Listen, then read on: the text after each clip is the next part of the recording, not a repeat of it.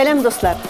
Сіз китап журнал укырга яратасыз микән белмим, әмма менә мин кичкенәдән бирле укый белә башлаганнан бирле татар матбугаты белән кызыксынып барам.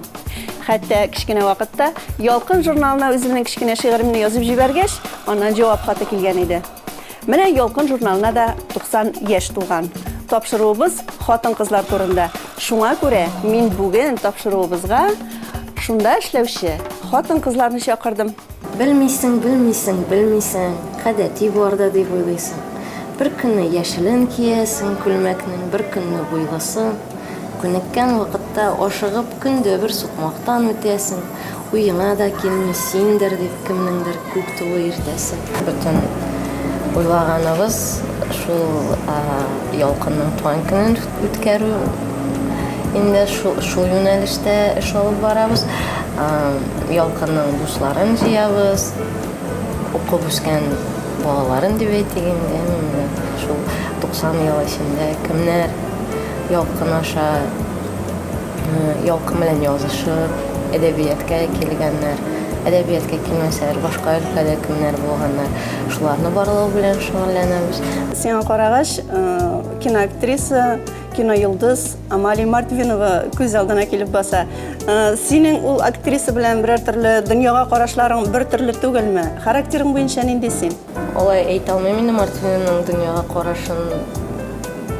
Бик белмим. Ә үзең ниндисең тормышта? Бик әйбәт. Фәйрүзә Мөслимова дигән язучыны инде безнең күпләребез белә. Бигрәк тә балаларыбыз бит инде сез шул өлкәдә бик күп еллар эшлисез. Мин чыннан балалар матбугатында бик озак эшлим. Быел юбилей. Менә яшьләр арасында мин хәзер инде бердән-бер дип әйтим, безнең бергә эшләгән коллектив, менә өлкәнрәк кешеләр инде күбесе китеп бетте. Пенсияга дип әйтәм инде. Менә хәзер яңа коллектив. Ул барыбер миңа яшьтәшләрем булмасалар да, менә яшьләр миңа бик ошый. Минем балаларым кебек алар. 2 ел элек минем балалар өчен шигырь китабым чыкты, моңа кадәр лирикалар чыккан иде. Менә гөрләүк. Хәзер без менә шушы язгы ташулар башланыр алдыннан сөйләшеп утырабыз. Бу балалар шигырь әлбәттә. Кояшның язгы нурлары кагылуга үрелеп, гөрләүк булып йөгерә таудагы кар иңелек. Юлындагы бөтен карны уята да шелтерәп, йөгерәгенә диңгезгә үк барып җитәргә теләп. Тик төннәрен туңдыра да боз шелтәрле чит-читен. Инешләр соңрак уяныр, беренче булу читен. Иң беренче күзен ача, таудан төшкән гөрләвек. Кечкенәме, йөрәгендә ташкындагы егәтлек. Балаларның иҗатын һәрдаим кабул итеп торабыз һәм дөресен әйткән вакытта иң беренче чиратта электрон почтага килеп төшә. Хатлар иң күбесе шунда килә, ләкин кызык хәлләрдә булып кая, конверт белән салган хатлар да килеп төшкәли, кулга кергәли каякта. Андыйлары бигрәк тә Фәйрүзә апаны сөендерә инде аның. Кайсыгызның башка өлкәдә менә башка юнәлештә шөгыле бар? Йолдыз җырлый, гитарада уйный. Гитарагыз юкмы монда? Менә очрашуларга барганда балалар белән очрашканда, ул һәр вакыт менә гитара белән җырлый. Балаларның яңадан сыры балалар очрашу биткәннән соң да Луиза үзе рульдә, безнең кызларыбыз да, егетләребез дә бөтенесе дә күп кырлы. Бер эш белән генә шөгыльләнеп, шунда гына кала торган кешеләр түгел. Хатын-кыз гомумән нинди булырга тиеш ул сезнең фикерегезчә? Нинди генә очракта да, бигрәк тә менә безнең заманда ул ир күзенә генә карап, ир эшләп тапканга гына багынып, идәгенә утырырга тиеш түгел. Ул үз көнен үзе күрә алырга, балаларына дәрәҗәле, менә тиешле тәрбия бирә алырга, һәм эштә дә, өйдә дә өлгерә алырга тиеш.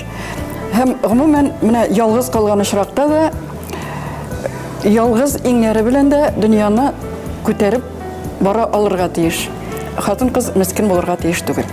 Кеше өчен бик мөһим булган бер нәрсә бар. Алар кадерле кешеләрне кадерле булып яшәсеннәр. Кулыгызга алтын балык тоттырсалар нәрсә эшләр идегез? Яки инде аны берәрсенә бирер идегезме? Әгәр инде ул сиңа бирелгән икән, димәк ул юкка гына сиңа бирелмәгән. Иман байлыгы бир дип әйтер идем. Кешеләр бер-берсенә игелекле булсыннар. Игелеклелек, иман дигән нәрсәләрне кешеләрнең күңелләренә салырга булышсаң иде дип әйтер идем. Дөньяларыбыз Дөньяларыбыз тыныч булсын иде дип әйтер идем. Ялкын журналы һәм анда эшләүче барлык журналистларны Алтын балык тапшыруы иҗат төркемдә чын күңелдән туган көннәре белән тәбрик итә. Озын гомерле булсын, безнең яраткан журналыбызның укучылары күп булсын.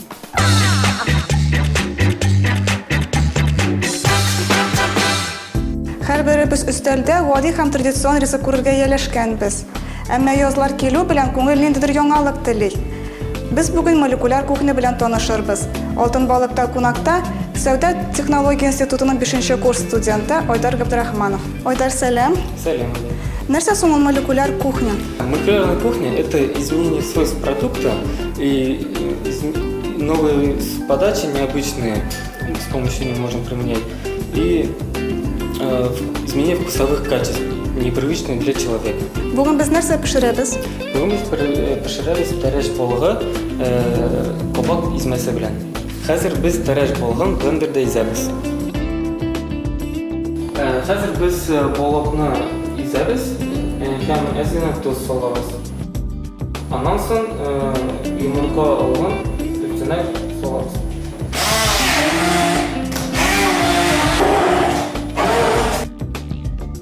Алия, балык измәсе әзер, хәзер миңа рулет ясын. Аның өчен алабыз пешерә пленка. Ничек булышым сиңа? Хәзер кабакны кисәм. Мин сиңа күрсәтәм, син аны рүзеңне кисәсең. Айдар, мондый осталыкка кайда өйрәндең? Мин өйрәндем мин институтта НГТТИ. Мин монда 7 ел укыйм һәм 4-нче разряд повар алдым. Нигә менә пешекче һөнәрен сайладың? Бу бит инде менә кызлар эше дип санала. Мин бәләкәй чакта бик яраттым карарга, ничек мин әни пешә. Һәм аңа булышкан идем. Шулай балыкны салдык, форма китә. Хәзер бурычны тора. Ничек итеп турым? Әйдә күрсәтәм.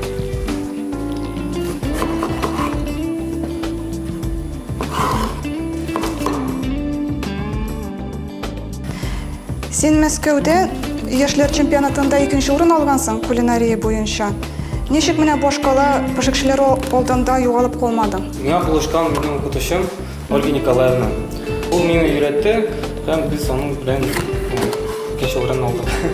Нәрсә пешердең анда? Анда 3 төрле ризык булды, әзерләдем. Һәм судьяларга бик ошады. Ярыш барышында нинди хисләр кичердең?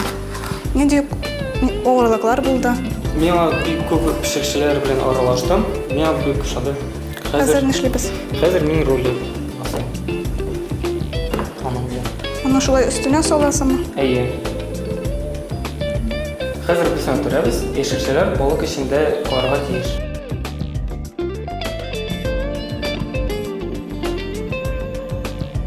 Хәзер без бамбук тактасы белән аны кысып торабыз.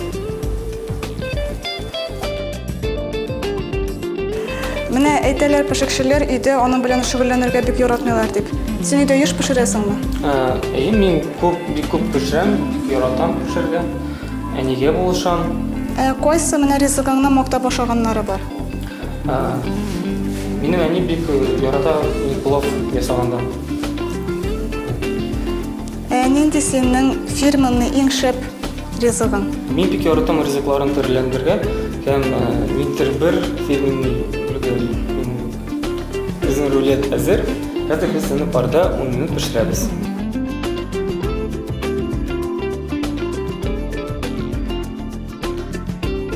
Алия, хәзер без гарнир ясыйбыз. Аның өчен без кабакны пешерәбез һәм изибез. Аны суга салабыз һәм 10 минут пешерәбез. Балык белән кабак пешә торганда нәрсә эшлибез? Мин әйтәм нәрсә молекуляр кухня. Хәзер мин аны сиңа күрсәтәм. Әйдәм, бик кызык. Аның өчен алабыз кишер сагы, 1 стакан кишер сагын кайнатып алабыз. Хәзер без аның өстенә агар-агар салабыз. Әзгенә ярты чәй калаган.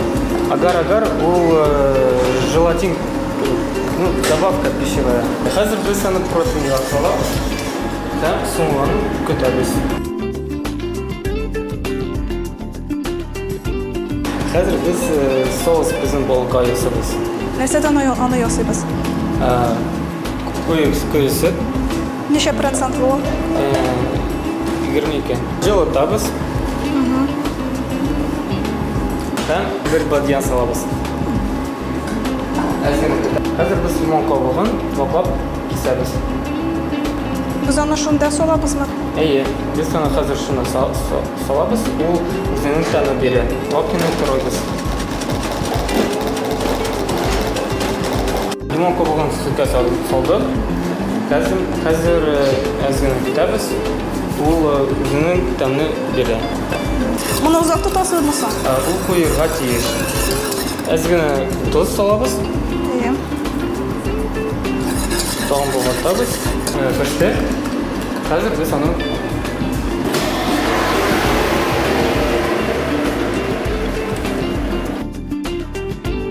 сөт куйды, хәзер соусны сито белән сүзәбез.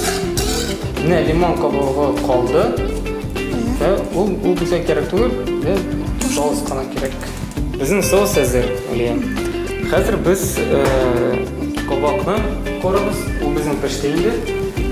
Хәзер аның измәсен ясыйбыз, әйме? Әйе, хәзер без измәсен ясабыз. Хәзер безгә лимон сагын кирәк. Шуның өчен 3 лимонны сытабыз. Без әзерләгән лимон сагына лецитин салабыз. Кирәк безгә 4 капсула. Бу әйберне кайдан алып буласың? Аптекада ул пищевой добавка кебек бара. Менә нинди күбек була безнең. Кая салабыз без аны хәзер? Biz аны безнең балыкны бизибез аның белән. Хәзер без безнең пищевой пленкадан рулетны алабыз. Хәзер без безнең рулетны кефирдән ясалган пленкага төрәбез. Хәзер без аны кисәкләргә кисәбез.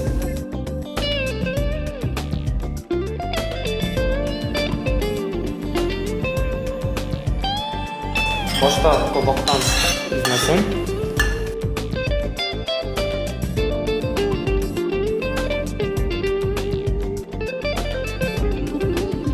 Алия, хәзер соус белән бизим аны.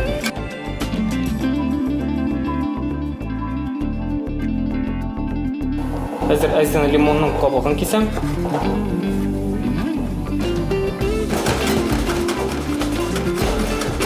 Соус өстенә. Хәзер лимонның күбен өстенә салабыз балыкка. Менә Алия безнең молекуляр кухня шушы инде. Без монда молекуляр су белән күбек ясадык. Менә безнең балык рулетыбыз ясалган, ашуларыбыз тәмле булсын. Рәхмәт, Айдар. Уф, Айдар, тирләп чыктым. Күпме эш эшләдек без бүген. Молекуляр кухняны күрүем беренче тапкыр бик авыр икән. Әмма миңа бик ошады, бик тәмлегә күренә, әйдә тизрәк ашыйбыз. Әйдә. Җырчы Илһам Шакиров Чаллыда яши. Юк, Казандагысы түгел. Безнең җырчы, Чаллы егете, автор башкаручы Илһам Шакиров турында сүзем. Чаллы телевидениесе уздырган безнең җырчы проектында катнашып, үзенең моңлы тавышы белән халыкны таң калдырды ул.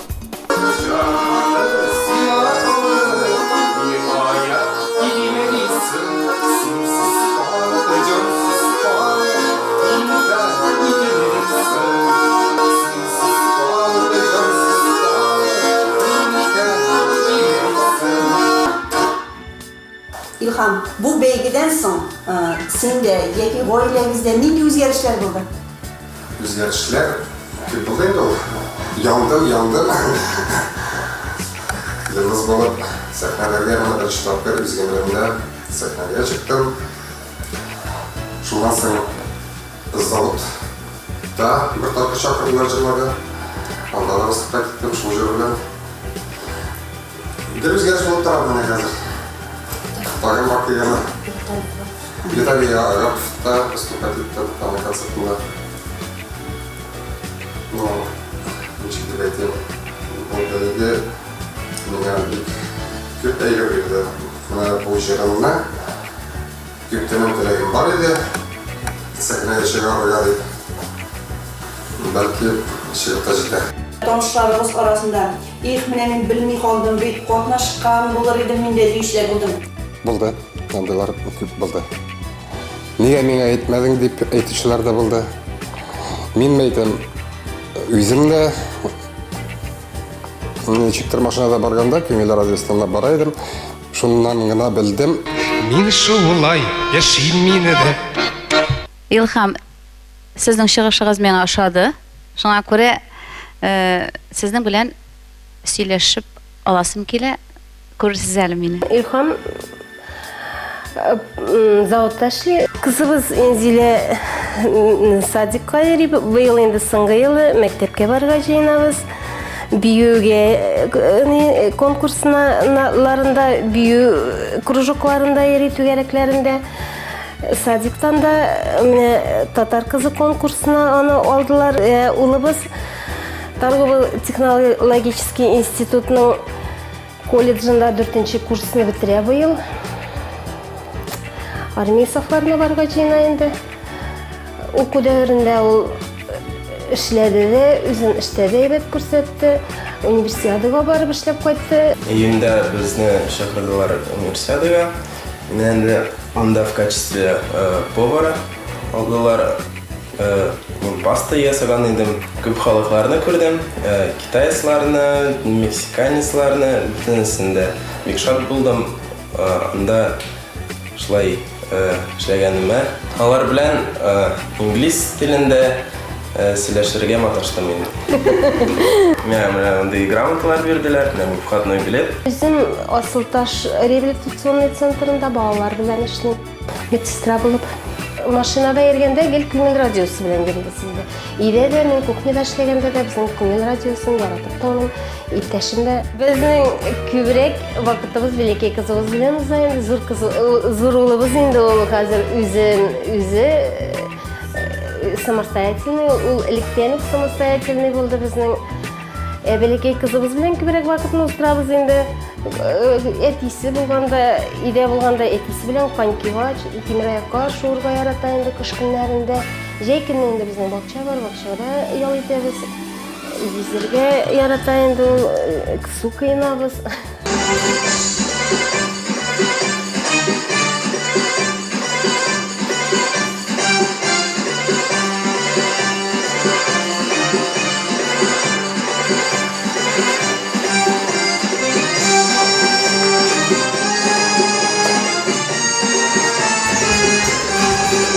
Гала концертта миңа менә бу җырымны билет ясап, Күңел радиосына чыгарабыз диләр. Мин аларга Чаллы телевизиясенә менә бу кастингны оештырган өчен һәм дә мине гала концертларга чакырып, шундый билетлар ясаганнар өчен мин аларга бик зур рәхмәтлемен. Чөнки алар монда проект оештырмаса, әле мин һаман да шулай билгесез булып калыр идем әле бу җырларны кеше ишетмәс иде.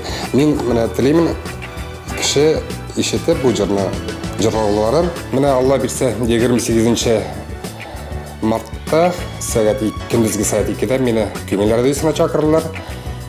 Минем менә бу җырым буенча презентация булачак.